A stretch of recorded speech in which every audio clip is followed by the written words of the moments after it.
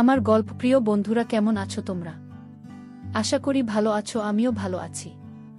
তোমাদের মজা দিতে আমি আরও একটি মজার গল্প নিয়ে এসেছি। গল্পটি শুনলে তোমাদের রড দিয়ে ঝরনার মতো পানি বেরিয়ে আসবে। তো বুঝতেই পারতেছ গল্পটা কেমন ইন্টারেস্টিং হতে চলেছে, তাই দেরি না করে কানে হেডফোন পরে নাও। আর যারা আমার সাথে কথা বলতে চাও বা ইমো নাম্বার পেতে চাও, আমি ভিডিওর মধ্যে নাম্বার দিয়ে দেব, আপনারা ভিডিও কলে আমার সাথে মজা করতে পারবেন। চলো তবে আর দেরি না করে শুরু করা যাক। ভোর রাতে হঠাৎ ঘুম ভাঙল।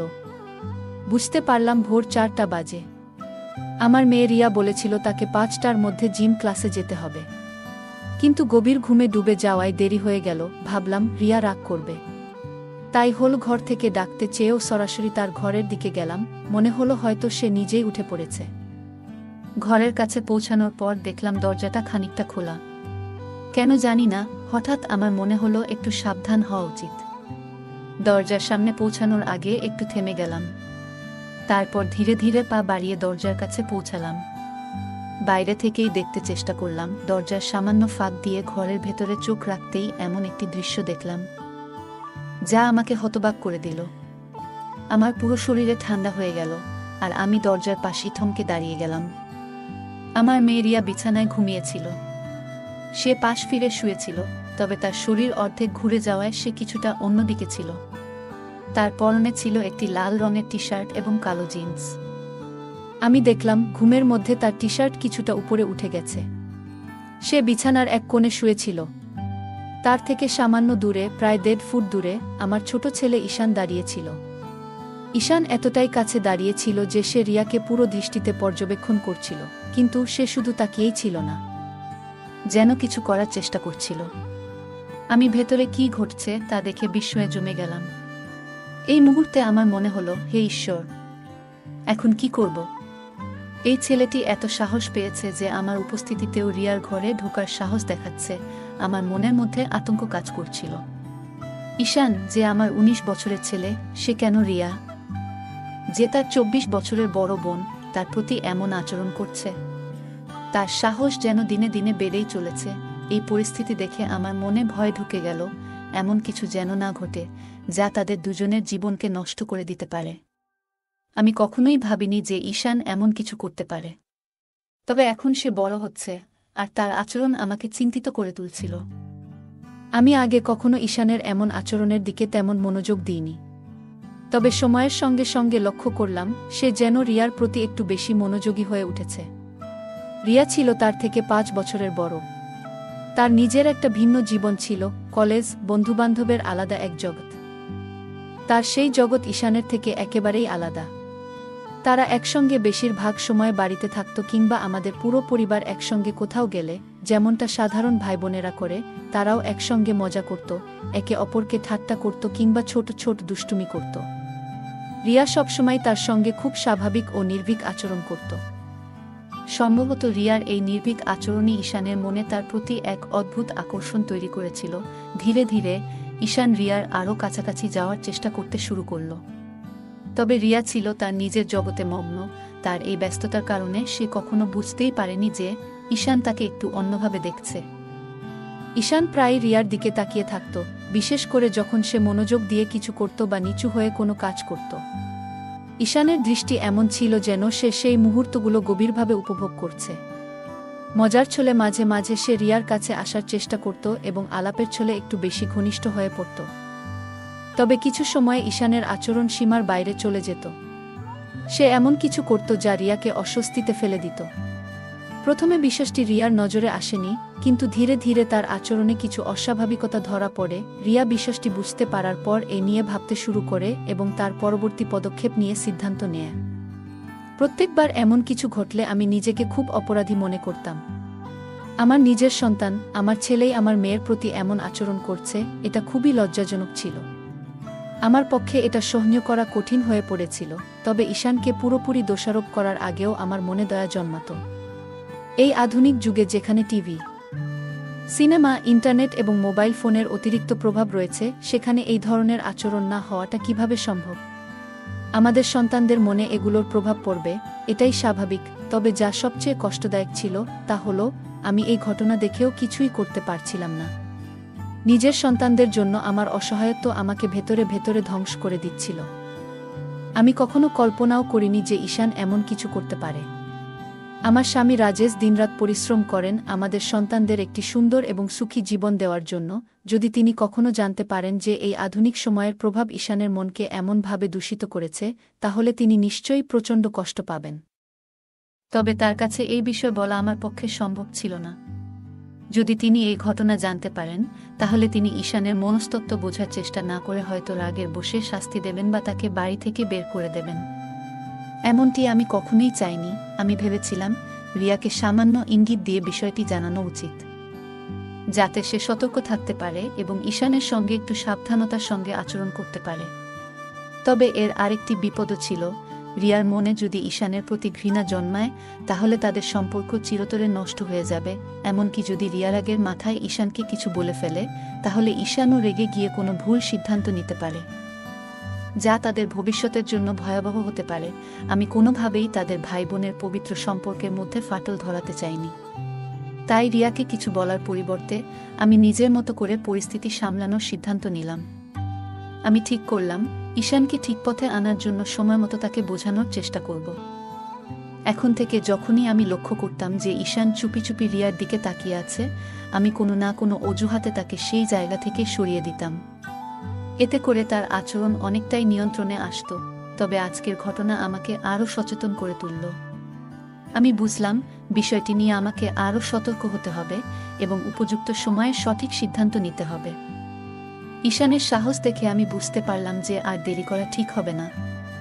যদি সময়মতো আমি কোনো ব্যবস্থা না নিই, তাহলে তার কাজ রিয়ার জীবনে বড় বিপদ ডেকে আনতে পারে। আমাকে কিছু একটা করতেই হবে, কিন্তু কিভাবে এ পরিস্থিতি সামাল দেব তা বুঝে উঠতে পারছিলাম না। আমার মনে হলো সঠিক পদ্ধতিতে তাকে বোঝালে সে স্বাভাবিক হতে পারে। তখন আমি যেটা ঠিক মনে করেছিলাম সেটাই করার সিদ্ধান্ত নিলাম। যদি আমি হঠাৎ করে রিয়ার ঘরে ঢুকে যাই, তাহলে ঈশান ভয় পেতে পারে, আর রিয়া যদি তাকে এমন অবস্থায় দেখে ফেলে, তাহলে সে আরও হতবাক হয়ে যেতে পারে।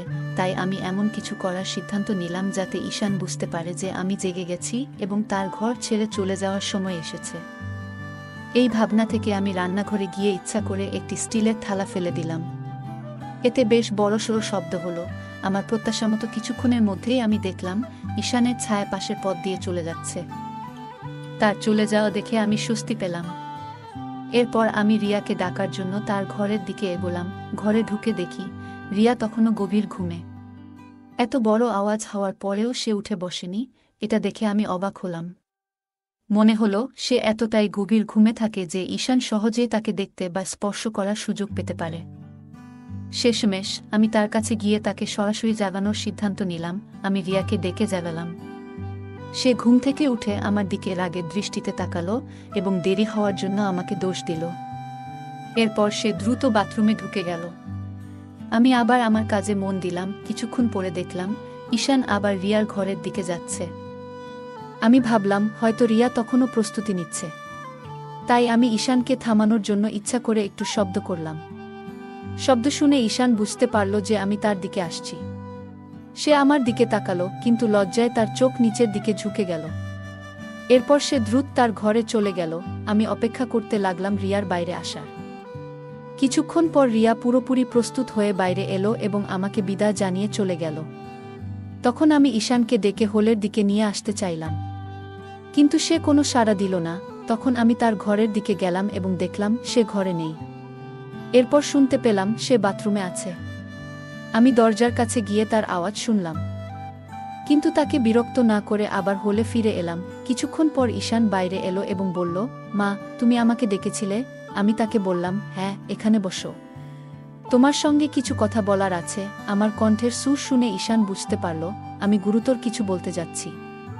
সে কিছুটা অস্থির হয়ে ধীরে ধীরে আমার কাছে এসে বসল। আমি শান্তভাবে কথা শুরু করলাম, কিন্তু অল্প সময়ের মধ্যেই তাকে ভর্ৎসনা করতে শুরু করলাম। আমি রিয়ার ঘরে তার গোপনীয়তায় হস্তক্ষেপ করার বিষয়ে সরাসরি কিছু বলিনি, তবে ইঙ্গিত করলাম। আমি তাকে বোঝালাম যে আমি তার এমন আচরণ আগেও লক্ষ্য করেছি। ঈশান দ্রুত বুঝতে পারল যে তার কাজ আমার চোখে ধরা পড়েছে। ভয়ে তার মুখ শুকিয়ে গেল।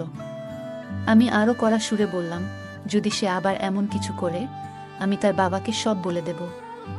এই কথা শুনে ঈশান কেঁদে ফেলল এবং বলল, মা প্লিজ এমন কিছু করো না, আমাকে মাফ করে দাও। সে বারবার আমার কাছে ক্ষমা চাইতে লাগলো এবং প্রতিশ্রুতি দিল যে সে আর কখনো এমন কিছু করবে না। সে আমার পা ধরে বলতে লাগলো, আর কখনো এমন হবে না, একবার আমায় সুযোগ দাও। আমি তার আচরণ দেখে বুঝলাম সে তার ভুল বুঝতে পেরেছে। আমি তাকে শান্তভাবে বোঝালাম সে যা করছিল তা কতটা ভুল এবং এর ফল কত ভয়াবহ হতে পারত, আর যদি কেউ জানতে পারে তাহলে কতটা অসম্মান হবে। শেষমেশ আমি তাকে এই প্রতিশ্রুতি নিতে বাধ্য করলাম যে সে আর কখনো এমন কাজ করবে না। তারপর আমি তাকে আর বকাবকি করিনি। আমার মনে হলো সে এবার বুঝতে পেরেছে এবং এমন কিছু আর করবে না। এরপর সে পুরোপুরি শান্ত হয়ে গেল এবং আমি তাকে আর কখনো রিয়াকে দেখতে দেখিনি। এতে আমি নিশ্চিত হলাম যে সে তার ভুল বুঝতে পেরেছে এবং নিজেকে সংশোধন করেছে। এরপর প্রায় 1 মাস আমি তার থেকে একটু দূরত্ব বজায় রাখলাম এবং খুব কম কথা বললাম, যাতে সে বুঝতে পারে যে সে যা করছিল তা ভুল ছিল। ধীরে ধীরে সবকিছু স্বাভাবিক হয়ে গেল। আমরা আবার আগের মতো হাসিমজার সঙ্গে কথা বলা শুরু করলাম। সবকিছু আগের মতোই সুন্দরভাবে চলতে লাগলো, কিন্তু একদিন আমি তাকে আবার রিয়াকে দেখতে ধরে ফেললাম। যদিও সে এবার বেশ সতর্ক ছিল, তবুও আমি লক্ষ্য করলাম। তখন আবার আমার রাগ হতে শুরু করলো, কিন্তু এইবার আমি আগের মতো তাকে বকাঝকা করিনি, কারণ তার প্রতি আমার চিন্তা বাড়ছিল। সে আমাকে বলেছিল যে তার একটি প্রেমিকা আছে এবং সে তার বন্ধুদের সঙ্গে সময় কাটায়। তবু কেন সে রিয়াকে এভাবে দেখার প্রয়োজন বোধ করল তা আমার মাথায় আসছিল না। তখন আমি ঠিক করলাম এই বিষয়ে আমি আবার তার সঙ্গে কথা বলবো। 3 দিন পর দুপুরে আমরা দুজন বাড়িতে একা ছিলাম। সে তার ঘরে ছিল আর আমি আমার ঘরে বিশ্রাম নিচ্ছিলাম। আমি ভাবলাম এখনই সময় এই বিষয়ে কথা বলার। আমি তার ঘরের দিকে গেলাম।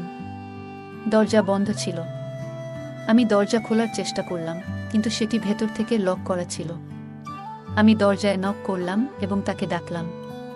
সে ভেতর থেকে সাড়া দিল এবং দরজা খুলে দিল। আমি জিজ্ঞেস করলাম, দরজা বন্ধ করে কি করছিলে? সে বলল, কিছু না, এই ম্যাগাজিন পড়ছিলাম। তারপর সে বিছানার পাশে থাকা একটি ম্যাগাজিন দেখালো। আমি মনে মনে ভাবলাম, যদি সে সত্যিই ম্যাগাজিন পড়ছিল তবে দরজা লক করার কি প্রয়োজন ছিল? নিশ্চয়ই অন্য কিছু হচ্ছিল। কিন্তু এইবার আমি শান্ত থাকতে চাইলাম এবং তাকে বোঝানোর সিদ্ধান্ত নিলাম আমি রিয়াকে নিয়ে কথা বলার জন্যই এসেছিলাম। তাই অন্য কিছু না বলেই আমি তার বিছানার পাশে গিয়ে জিজ্ঞেস করলাম, কোনো ম্যাগাজিন পড়ছো? তারপর তার হাত থেকে ম্যাগাজিনটি নিয়ে দেখতে শুরু করলাম। এটি তার কলেজের একটি বুলেটিন ছিল, যেখানে ছাত্রদের লেখা প্রবন্ধ, গল্প এবং কবিতা ছিল। আমি ম্যাগাজিনটি তাকে ফেরত দিয়ে জিজ্ঞেস করলাম, কোনটা পড়ছিলে এতে? ম্যাগাজিন খুলে সে একটি প্রবন্ধ দেখিয়ে বলল, এইটা পড়ছিলাম। আমি বললাম, ঠিক করে বলো তো কি আছে এতে? তারপর আমি তার পাশে বিছানায় একটু জায়গা নিয়ে শুয়ে পড়লাম। আমার ছেলে বিছানায় চিত হয়ে শুয়েছিল আর আমি তার পাশে শুয়ে থেকে সেই প্রবন্ধটি দেখতে লাগলাম। আমরা একসঙ্গে সেই প্রবন্ধটি পড়তে শুরু করলাম। ঈশান বলল, এতে আর কিছু মজার নেই, তুমি কি পড়তে চাও? তারপর সে ম্যাগাজিনটি আমার হাতে দিয়ে দিল। আমি বিছানার কিনারায় শুয়ে বললাম, মনে হচ্ছে পড়তে পড়তে পড়ে যাব। এই কথা বলতেই ঈশান তাড়াতাড়ি আমাকে ধরে ফেলার জন্য হাত বাড়াল, কিন্তু অসাবধানতাবশত তার হাত আমার বুকের উপর পড়ে গেল। এরপর সে অন্য হাতে আমার কবজি ধরে আমাকে উপরে টেনে তুলল। তার এই আচরণে আমার মধ্যে এক অদ্ভুত শিহরণ জেগে উঠল। ঈশানও খুব বিব্রত দেখাচ্ছিল। সে মুখে বলল, মা আমি হেসে বললাম, আরে কোনো ব্যাপার না, বরং তোমাকে ধন্যবাদ বলা উচিত। তুমি যদি আমাকে না ধরতে তাহলে আমি পড়ে যেতাম। আমার কথায় ঈশানও হেসে উঠল আর পরিবেশ হালকা হয়ে গেল। আমি তাকে বললাম, এবার এটা আমাকে পড়ে শোনাও। ছোট অক্ষর আমার ভালো দেখা যায় না। ঈশান ম্যাগাজিন নিয়ে পড়া শুরু করল। তাকে আরামদায়ক করতে আমি তার মাথা নিচে আমার হাত রাখলাম এবং সে পড়তে লাগল। সে আমাকে আরও কাছে টেনে নিয়ে প্রবন্ধটি পড়ে শোনাল। তারপর বলল, এখন বাকিটা তুমি পড়ো। আমি ম্যাগাজিনটি হাতে নিয়ে পরের পৃষ্ঠা উল্টাতে শুরু করলাম। ঈশান আমার কাছেই শুয়েছিল। একটি পৃষ্ঠায় থেমে আমি মন দিয়ে পড়তে শুরু করলাম। কিছুক্ষণ পরে আমি একটু অস্বাভাবিকতা অনুভব করলাম। দেখি ঈশানের একটি পা আমার পায়ের উপর রয়েছে এবং সে একটু নড়াচড়া করছে। প্রথমে বুঝতে পারিনি, কিন্তু যখন ভালো করে খেয়াল করলাম তখন ব্যাপারটা পরিষ্কার হলো। আমি ভাবলাম সে তো ম্যাগাজিন পড়ছিল, তবু এমন কেন হলো? নিচে তাকিয়ে দেখলাম তার হাত আমার কোমরের কাছে ছিল।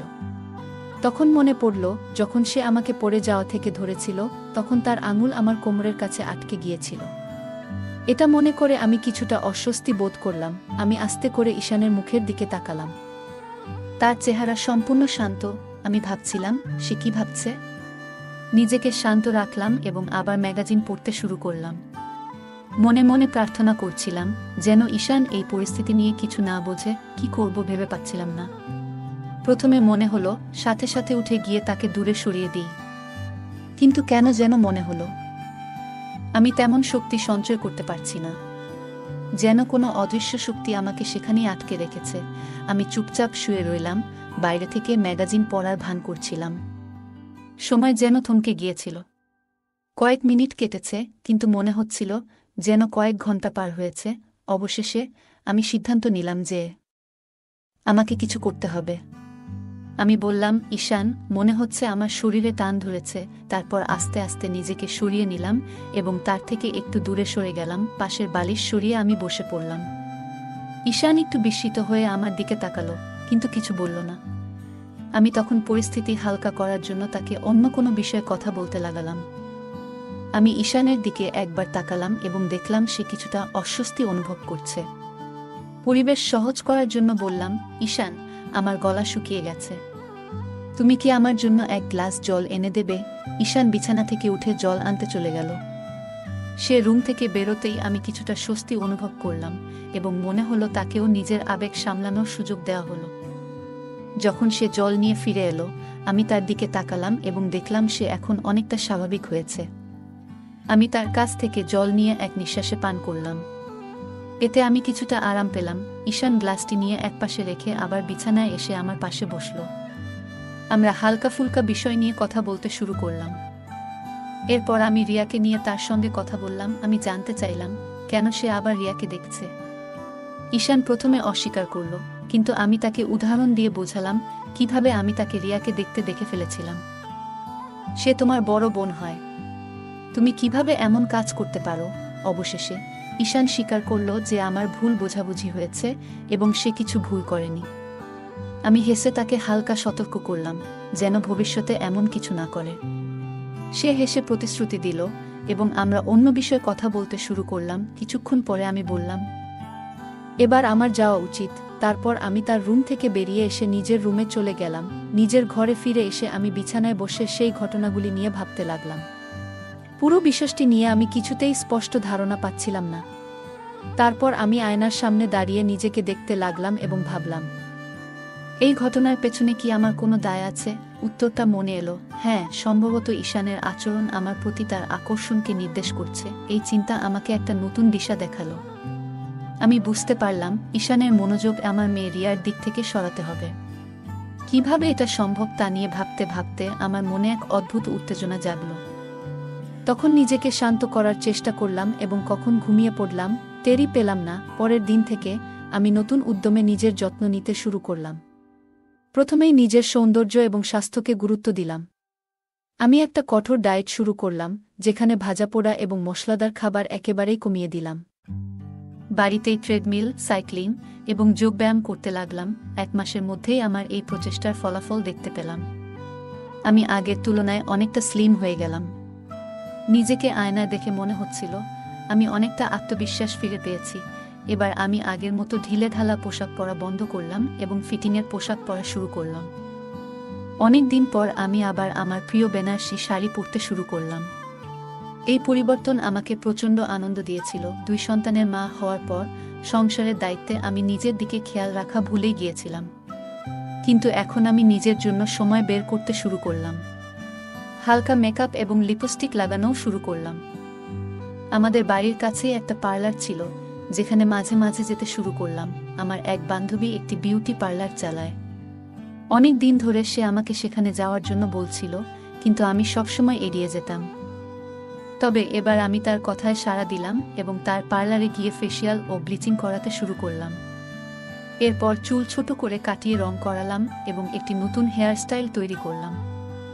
এই পরিবর্তন আমার চেহারাকে আরও আকর্ষণীয় করে তুলল।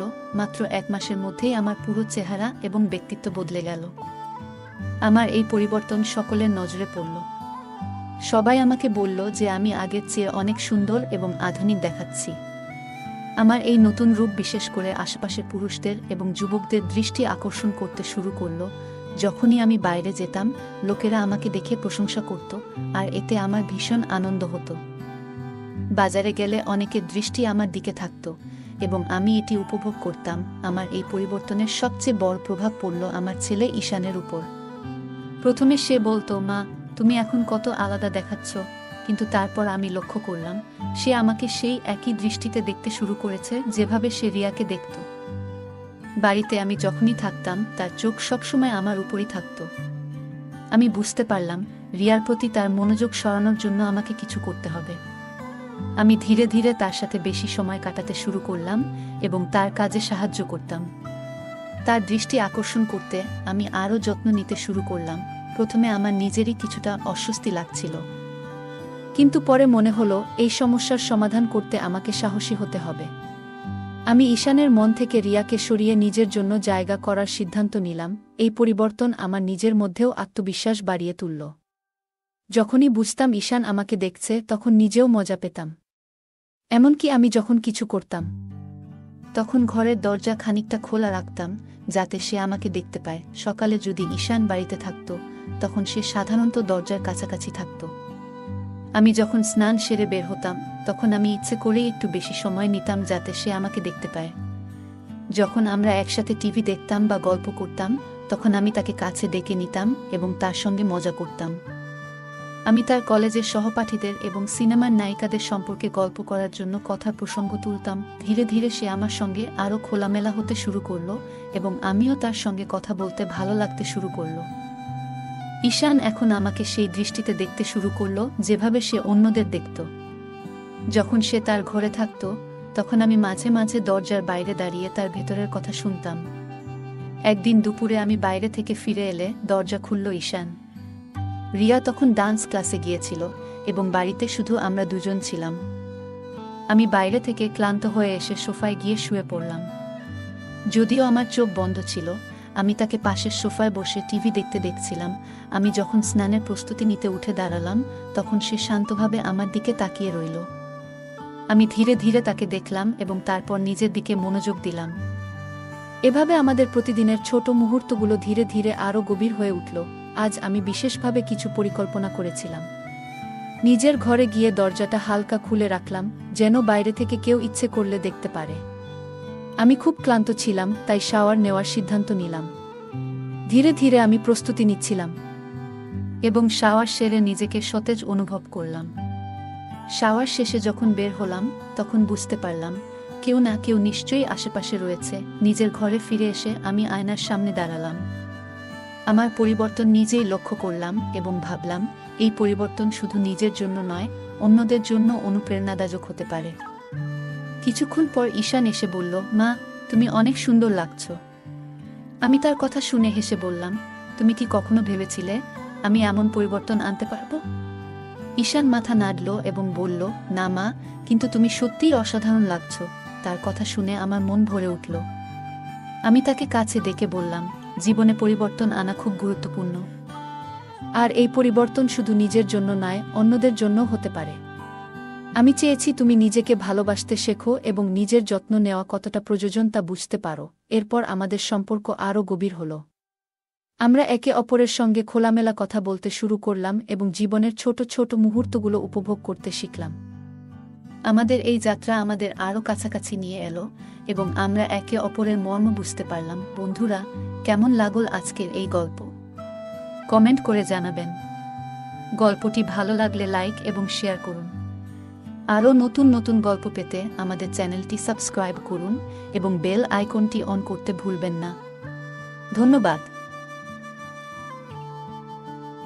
আজকের গল্পটি এ পর্যন্ত এতক্ষণ সাথে থাকার জন্য ধন্যবাদ। দেখা হবে পরবর্তী কোনো ভিডিওতে।